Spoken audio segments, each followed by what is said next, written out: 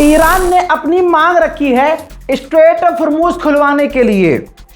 उनमें कुछ प्रमुख मांगे आपको शॉर्ट में बता रहा हूं, जल्दी जल्दी सुन लीजिए।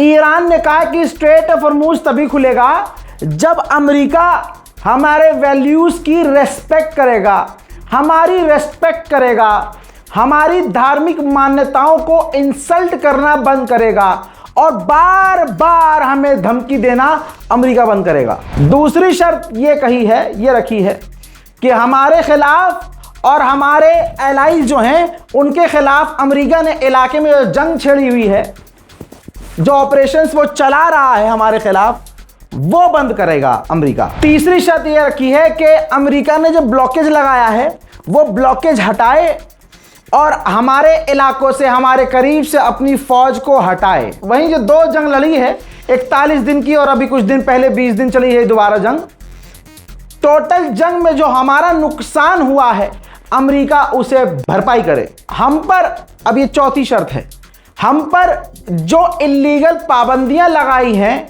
अमेरिका वो पाबंदियां हटा दे। वहीं गैर कानूनी तरीके से या बहाना बनाकर अमेरिका ने जो हमारे पैसे अलग अलग देशों में फ्रीज किए हुए हैं वो पैसे अनफ्रीज कर दे अमेरिका। तो ईरान ने ये शर्तें रख दी हैं। शर्तें अगर अमेरिका मान लेता है तो ये चीज़ अमेरिका की हार में शुमार होगी और अमेरिका की ये हार होगी। वहीं ईरान के विदेश मंत्री फरमा रहे हैं कि हमारी ओमान के साथ डील फाइनल स्टेज पर है, बातचीत हमारी हो चुकी है और अब फाइनल डील होने वाली है। ओमान के साथ हमारी डील बेहतर होगी। वहीं ईरानी कमांडर कह रहे हैं कि अमेरिका और इस्राइल का जो मकसद था वो पूरा नहीं कर पाए। इस जंग में उन्हें सिर्फ हार नसीब हुई है। अमेरिकी सरकार ने अमेरिका की प्राइवेट लिमिटेड कंपनियों से, छोटी मोटी तमाम कंपनियों से कहा है कि आप जल्दी जल्दी हथियार बनाइए, जितने जल्दी हथियार बना सकते हैं आपको उतना फायदा हम पहुंचाएंगे। उधर ग्रीस आया है मैदान में। ग्रीस यूएई के अंदर अपने attack helicopter, Apache advance helicopter UAE में तैनात करेगा और वहां से ईरान के जो ड्रोन आ रहे हैं यूएई की तरफ या मिडिल ईस्ट में अलग अलग देशों की तरफ, उन हेलीकॉप्टर से ईरान के ड्रोन्स को रोकने की कोशिश की जाएगी। ईरान के राष्ट्रपति का बयान यह है, फिलहाल अभी जो बयान आया है, कि अगर अमेरिका के पास पावर होती तो वो हमें जिंदा रहने नहीं देता, वो हमारा जीना मुश्किल कर देता। जाहिर सी बात है अमेरिका के पास ये पावर, ये ताकत नहीं है। यूएई ने ईरान पर इल्ज़ाम लगाया है कि ईरान ने हमारे एक और टैंकर पर स्ट्रेट ऑफ हॉर्मूज में हमला किया है। हालांकि ईरान ने इस पर कोई सफाई नहीं दी है। अमेरिका का एक एयरक्राफ्ट कैरियर है ईरान के बेहद करीब, वो 9 महीने से तैनात है। उस पर जो फौजी अमेरिका के हैं उनके परिवार वालों ने वार्निंग दी है कि हमारे लोग, हमारे बच्चे, हमारे परिवार के लोग जो उस अमेरिका के एयरक्राफ्ट कैरियर में तैनात हैं थक चुके हैं, साजो सामान ज़रूरत का ख़त्म हो चुका है, उन्हें घर लौटना चाहिए। अमेरिका के जेडी वेंस वाइस प्रेसिडेंट फरमा रहे हैं चैनल पर बैठकर कि ईरान ने हमसे कहा है कि वो स्ट्रेट ऑफ हॉर्मूज में टोल नहीं लेगा। बहुत जल्द जितना तेल हॉर्मूज से निकलता था उतने जहाज, उतना तेल आराम से लेकर गुजरना स्ट्रेट ऑफ हॉर्मूज से शुरू कर देंगे। ईरान ने हमसे वादा किया है। ईरान के राष्ट्रपति पेजेश्कियान ने फरमाया कि अगर डील करने का कोई मौका है तो ये बहुत बेहतरीन मौका है क्योंकि हमारी पोजीशन काफ़ी स्ट्रांग है। ईरानियन गवर्नमेंट ऑफिशियल भाई बढ़िया खेल रहे हैं। उन्होंने आकर कहा कि स्ट्रेट ऑफ हॉर्मूज अमेरिका की हरकतों पर डिपेंड करता है। अगर अमेरिका ने हमारी शर्तों को मान लिया स्ट्रेट ऑफ हॉर्मूज तुरंत खुल जाएगा। تنگه هرمز مسدود هست. چه زمانی ایران اسلامی حزمش رو جذب خواهد کرد که بازگشایی انجام بده؟ ببینید بازگشایی تنگه هرمز سازوکار خاص خودش رو داره و هیچ ارتباطی هم به مذاکرات بین ایران و عمان نداره. تنگه هرمز به عنوان باز شدن تنگه هرمز अमेरिका की सरकार, अमेरिका की आवाम थक चुकी है।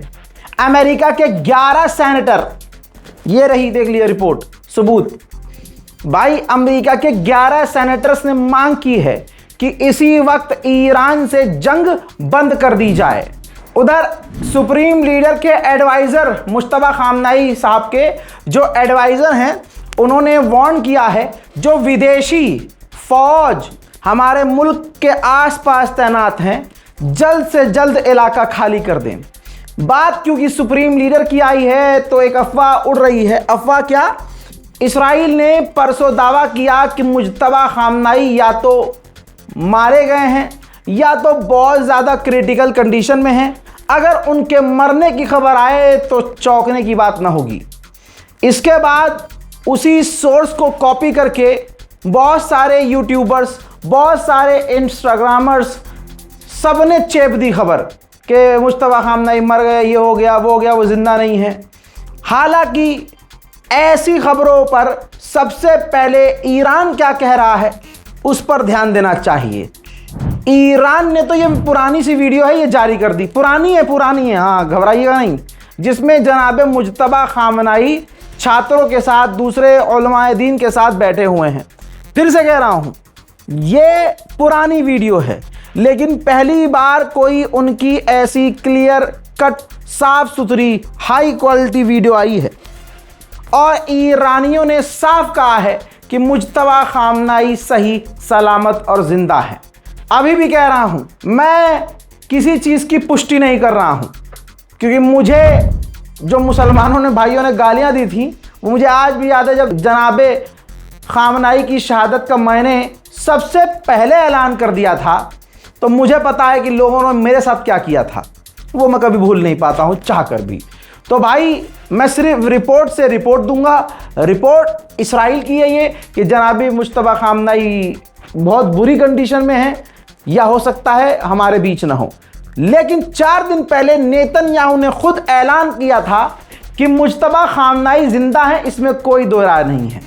लेकिन कहा अब ये जा रहा है कि जिंदा हैं, लेकिन बहुत ज़्यादा क्रिटिकल कंडीशन में है। सो मेरी तरफ से बस इतना है कि भाई आप लोग दुआ कीजिए और इसके अलावा कुछ नहीं करना है। फेक न्यूज़ शेयर नहीं करनी है। ईरान ने रिजेक्ट किया है कि यह अफवाह है। अब क्योंकि ये बात साफ हो चुकी है कि अमेरिका के पास हथियार ख़त्म हो चुके हैं, तो डोनाल्ड ट्रंप अपने गुलामों से सफाई दिलवा रहा है। अब पेंटागन ने सफाई दी है।